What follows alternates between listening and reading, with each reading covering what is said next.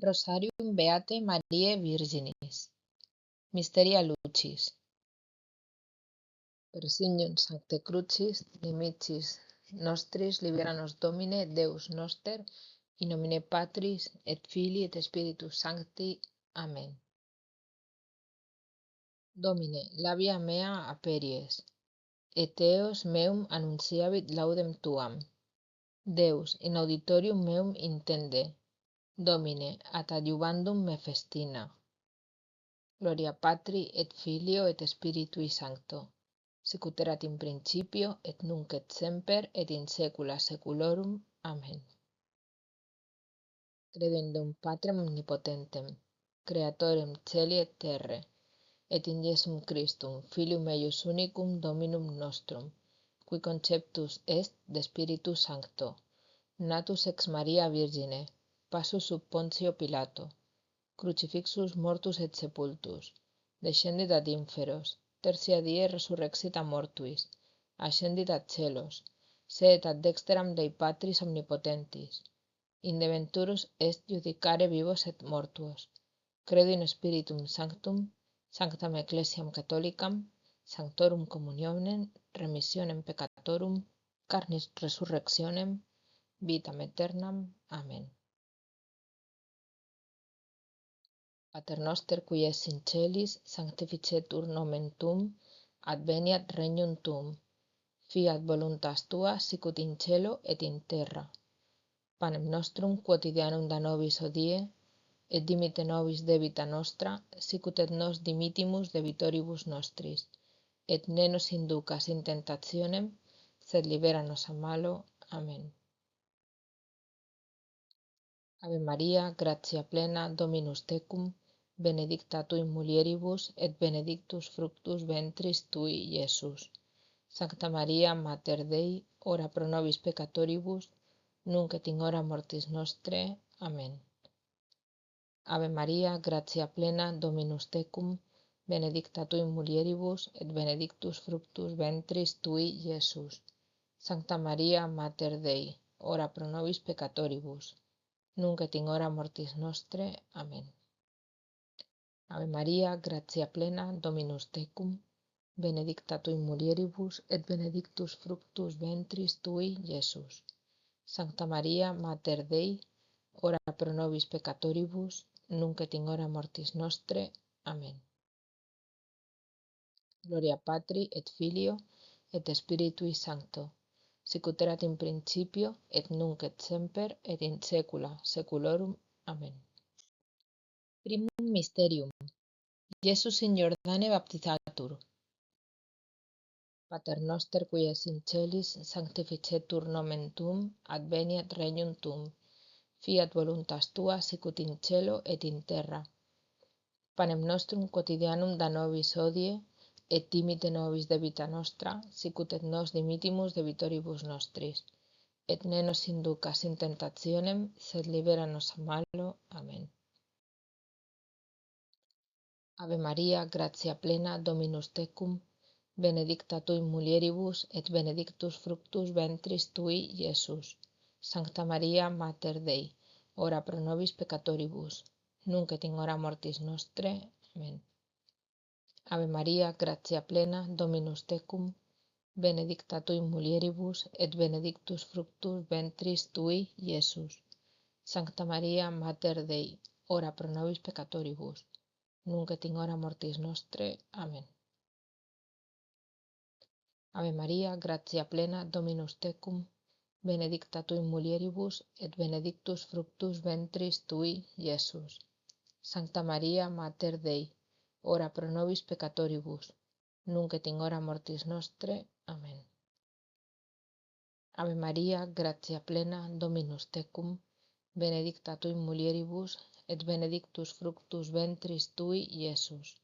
Sancta Maria, Mater Dei, ora pro nobis peccatoribus, nunc et in hora mortis nostrae. Amen. Ave Maria, gratia plena, Dominus tecum, benedicta tui mulieribus, et benedictus fructus ventris tui, Iesus. Sancta Maria, Mater Dei, ora pro nobis peccatoribus, nunc et in hora mortis nostrae. Amen. Ave Maria, gratia plena, Dominus tecum, benedicta tui mulieribus, et benedictus fructus ventris tui, Iesus. Sancta Maria, Mater Dei, ora pro nobis peccatoribus, nunc et in hora mortis nostre. Amen. Ave Maria, gratia plena, Dominus tecum, benedicta tui mulieribus, et benedictus fructus ventris tui, Iesus. Sancta Maria, Mater Dei, ora pro nobis peccatoribus, nunc et in hora mortis nostre. Amen. Ave Maria, gratia plena, Dominus tecum, benedicta tui mulieribus, et benedictus fructus ventris tui, Iesus. Sancta Maria, Mater Dei, ora pro nobis peccatoribus, nunc et in hora mortis nostre. Amen. Ave Maria, gratia plena, Dominus tecum, benedicta tui mulieribus, et benedictus fructus ventris tui, Iesus. Sancta Maria, Mater Dei, ora pro nobis peccatoribus, nunc et in hora mortis nostre. Amen. Ave Maria, gratia plena, Dominus tecum, benedicta tui mulieribus, et benedictus fructus ventris tui, Iesus. Sancta Maria, Mater Dei, ora pro nobis peccatoribus, nunc et in hora mortis nostre. Amen. Gloria Patri, et Filio, et Spiritui Sancto, sicut erat in principio, et nunc et semper, et in saecula saeculorum. Amen. O mi Iesu, parce nobis, libera nos ab igne inferni, extolle omnes animas in celum, preserti me gentissimas ex eis. Amen. Secundum mysterium. Iesus apud canense matrimonium se auto-revelat. Pater noster qui es in celis, sanctificetur nomen tuum, adveniat regnum tuum, fiat voluntas tua sicut in cielo et in terra. Panem nostrum quotidianum da nobis hodie, et dimite nobis debita nostra, sicut et nos dimitimus debitoribus nostris, et ne nos inducas in tentationem, sed libera nos a malo. Amen. Ave Maria, gratia plena, Dominus tecum, benedicta tui mulieribus, et benedictus fructus ventris tui, Iesus. Sancta Maria, Mater Dei, ora pro nobis peccatoribus, nunc et in hora mortis nostre. Amen. Ave Maria, gratia plena, Dominus tecum, benedicta tui mulieribus, et benedictus fructus ventris tui, Iesus. Sancta Maria, Mater Dei, ora pro nobis peccatoribus, nunc et in hora mortis nostre. Amen. Ave Maria, gratia plena, Dominus tecum, benedicta tui mulieribus, et benedictus fructus ventris tui, Iesus. Sancta Maria, Mater Dei, ora pro nobis peccatoribus, nunc et in hora mortis nostre. Amen. Ave Maria, gratia plena, Dominus tecum, benedicta tui mulieribus, et benedictus fructus ventris tui, Iesus. Sancta Maria, Mater Dei, ora pro nobis peccatoribus, nunc et in hora mortis nostre. Amen. Ave Maria, gratia plena, Dominus tecum, benedicta tui mulieribus, et benedictus fructus ventris tui, Iesus. Sancta Maria, Mater Dei, ora pro nobis peccatoribus, nunc et in hora mortis nostre. Amen. Ave Maria, gratia plena, Dominus tecum, benedicta tui mulieribus, et benedictus fructus ventris tui, Iesus. Sancta Maria, Mater Dei, ora pro nobis peccatoribus, nunc et in hora mortis nostre. Amen. Ave Maria, gratia plena, Dominus tecum, benedicta tui mulieribus, et benedictus fructus ventris tui, Iesus. Sancta Maria, Mater Dei, ora pro nobis peccatoribus, nunc et in hora mortis nostre. Amen. Ave Maria, gratia plena, Dominus tecum, benedicta tui mulieribus, et benedictus fructus ventris tui, Iesus. Sancta Maria, Mater Dei, ora pro nobis peccatoribus, nunc et in hora mortis nostre. Amen. Ave Maria, gratia plena, Dominus tecum, benedicta tui mulieribus, et benedictus fructus ventris tui, Iesus. Sancta Maria, Mater Dei, ora pro nobis peccatoribus, nunc et in hora mortis nostre. Amen. Ave Maria, gratia plena, Dominus tecum, benedicta tui in mulieribus, et benedictus fructus ventris tui, Iesus. Sancta Maria, Mater Dei, ora pro nobis peccatoribus, nunc et in hora mortis nostre. Amen. Gloria Patri, et Filio, et Spiritui Sancto, sicut erat in principio, et nunc et semper, et in saecula saeculorum. Amen. O mi Iesu, parce nobis, libera-nos a vigne inferni, extolle omnes animas in celum, presertime gentissimas ex eis. Amen. Tertium mysterium. Iesus regnum Dei proclamat. Pater noster qui es in celis, sanctificetur nomen tuum, adveniat regnum tuum, fiat voluntas tua sicut in cielo et in terra. Panem nostrum quotidianum da nobis hodie, et dimite nobis debita nostra, sicut et nos dimitimus debitoribus nostris, et ne nos inducas in tentationem, sed libera-nos a malo. Amen.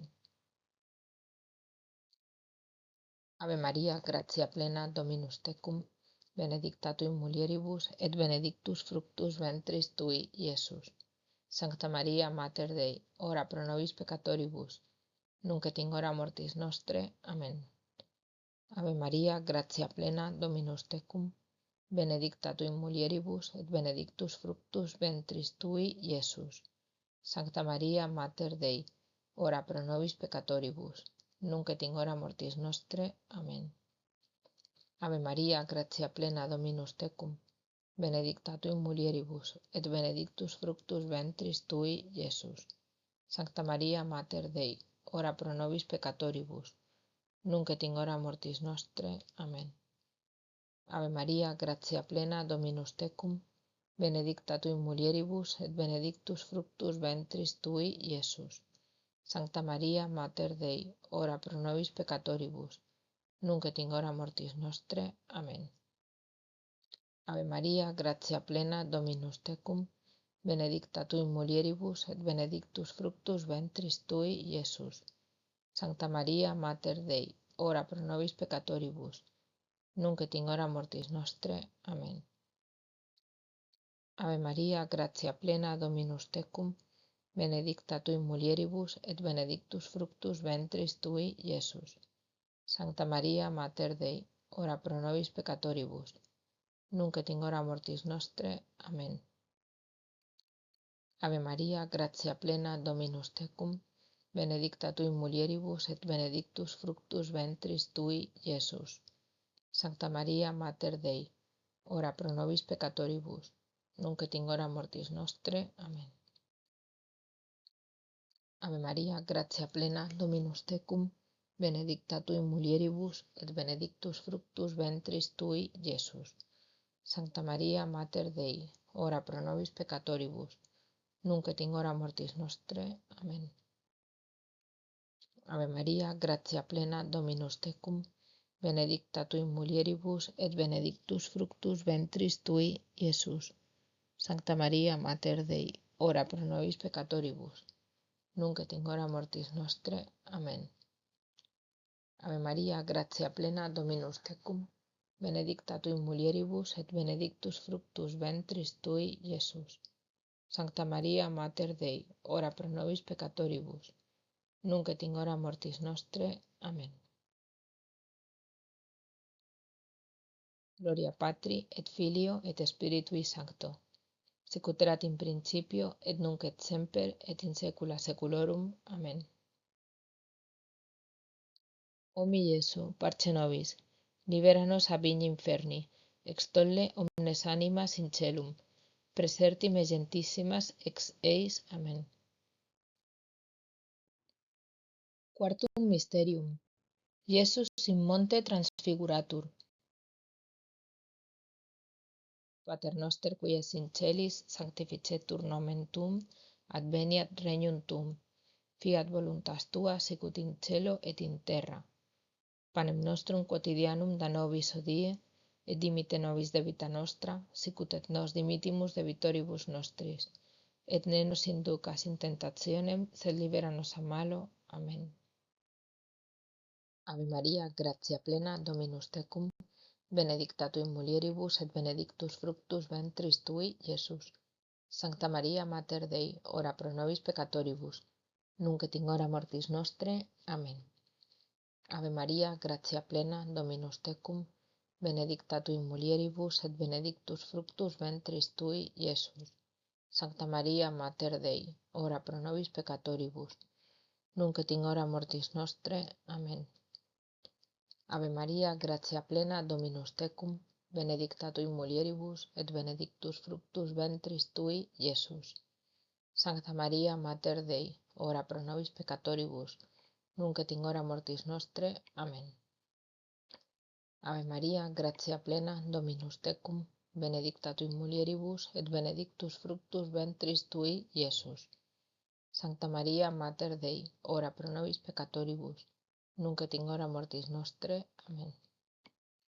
Ave Maria, gratia plena, Dominus tecum, benedicta tu in mulieribus et benedictus fructus ventris tui, Iesus.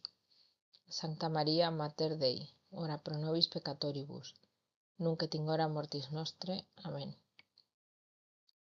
Ave Maria, gratia plena, Dominus tecum, benedicta tu in mulieribus et benedictus fructus ventris tui, Iesus.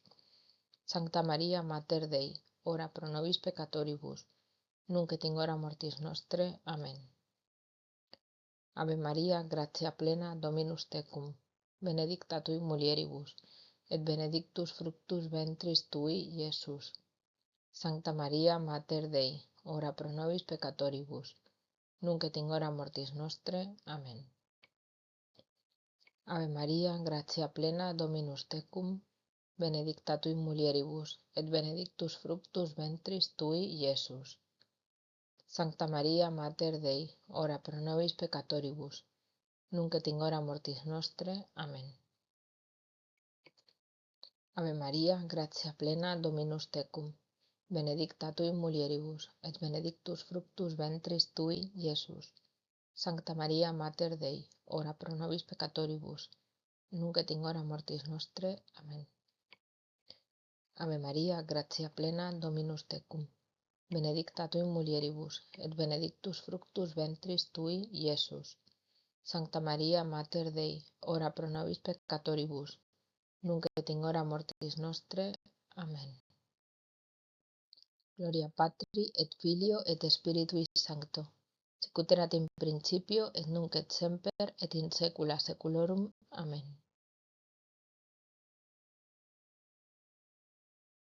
O mi Iesu, parce nobis, libera nos a pigni inferni, extolle omnes animas in celum, praesertim gentissimas ex seis. Amen. Quintum Mysterium. Iesus Eucharistiam instituit. Pater noster qui es in celis, sanctificetur nomen tuum, adveniat regnum tuum, fiat voluntas tua sicut in cielo et in terra. Panem nostrum quotidianum da nobis hodie, et dimitte nobis debita nostra, sicut et nos dimittimus debitoribus nostris, et ne nos inducas in tentationem, sed libera nos a malo. Amen. Ave Maria, gratia plena, Dominus tecum, benedicta tu in mulieribus, et benedictus fructus ventris tui, Iesus. Sancta Maria, Mater Dei, ora pro nobis peccatoribus, nunc et in hora mortis nostre. Amen. Ave Maria, gratia plena, Dominus tecum, benedicta tu in mulieribus, et benedictus fructus ventris tui, Iesus. Sancta Maria, Mater Dei, ora pro nobis peccatoribus, nunc et in hora mortis nostre. Amen. Ave Maria, gratia plena, Dominus tecum, benedicta tu in mulieribus, et benedictus fructus ventris tui, Iesus. Sancta Maria, Mater Dei, ora pro nobis peccatoribus, nunc et in hora mortis nostre. Amen. Ave Maria, gratia plena, Dominus tecum, benedicta tu in mulieribus, et benedictus fructus ventris tui, Iesus. Sancta Maria, Mater Dei, ora pro nobis peccatoribus, nunc et in hora mortis nostre. Amen. Ave Maria, gratia plena, Dominus tecum, benedicta tu in mulieribus, et benedictus fructus ventris tui, Iesus. Sancta Maria, Mater Dei, ora pro nobis peccatoribus, nunc et in hora mortis nostre. Amen. Ave Maria, gratia plena, Dominus tecum, benedicta tui mulieribus, et benedictus fructus ventris tui, Iesus. Sancta Maria, Mater Dei, ora pro nobis peccatoribus, nunc et in hora mortis nostre. Amen. Ave Maria, gratia plena, Dominus tecum, benedicta tui mulieribus, et benedictus fructus ventris tui, Iesus. Sancta Maria, Mater Dei, ora pro nobis peccatoribus, nunc et in hora mortis nostre. Amen. Ave Maria, gratia plena, Dominus tecum, benedicta tui mulieribus, et benedictus fructus ventris tui, Iesus. Sancta Maria, Mater Dei, ora pro nobis peccatoribus, nunc et in hora mortis nostre. Amen. Ave Maria, gratia plena, Dominus tecum, benedicta tui mulieribus, et benedictus fructus ventris tui, Iesus. Sancta Maria, Mater Dei, ora pro nobis peccatoribus, nunc et in hora mortis nostre. Amen. Ave Maria, gratia plena, Dominus tecum, benedicta tui mulieribus, et benedictus fructus ventris tui, Iesus. Sancta Maria, Mater Dei, ora pro nobis peccatoribus, nunc et in hora mortis nostre. Amen. Gloria Patri, et Filio, et Spiritui Sancto, sicut erat in principio, et nunc et semper, et in saecula saeculorum. Amen. O mi Iesu, parce nobis, libera nos a pigni inferni, extolle omnes animas in celum, presertime gentissimas ex eis. Amen. Salve Regina, Mater misericordiae, vita dulcedo et spes nostra. Salve. A te clamamus exules filii Eve, a te suspiramus gementes et flentes, in ac lacrimarum valle. Ella ergo advocata nostra, illos tuos misericordes oculos ad nos converte. Et Iesum, benedictum fructum ventris tui, nobis post hoc exilium ostende. O clemens, o pia, o dulcis Virgo Maria, ora pro nobis sancta Dei genetrix, ut digne ficiamur promissionibus Christi. Litanie. Kyrie eleison, Kyrie eleison, Christe eleison, Christe eleison, Kyrie eleison, Kyrie eleison, Christe audinos, Christe audinos, Christe exaudinos, Christe exaudinos. Pater de celis Deus, miserere nobis. Filii Redemptor mundi Deus, miserere nobis. Spiritus Sancte Deus, miserere nobis. Sancta Trinitas unus Deus, miserere nobis. Sancta Maria, ora pro nobis. Sancta Dei genetrix, ora pro nobis. Sancta Virgo Virginum, ora pro nobis. Mater Christi, ora pro nobis. Mater Ecclesiae, ora pro nobis. Mater Divinae Gratiae, ora pro nobis. Mater Purissima, ora pro nobis. Mater Castissima, ora pro nobis. Mater Inviolata, ora pro nobis. Mater Intemerata, ora pro nobis. Mater Immaculata, ora pro nobis. Mater Amabilis, ora pro nobis. Mater Admirabilis, ora pro nobis. Mater Boni Consilii, ora pro nobis. Mater Creatoris, ora pro nobis. Mater Salvatoris, ora pro nobis. Virgo Prudentissima, ora pro nobis. Virgo Veneranda, ora pro nobis. Virgo Predicanda, ora pro nobis. Virgo Potens, ora pro nobis. Virgo Clemens, ora pro nobis. Virgo Fidelis, ora pro nobis. Speculum Justitiae, ora pro nobis. Sede Sapientiae, ora pro nobis. Causa nostre Laetitiae, ora pro nobis. Vas Spirituale, ora pro nobis. Vas Honorabile, ora pro nobis. Vas Insigne Devotionis, ora pro nobis. Rosa Mystica, ora pro nobis.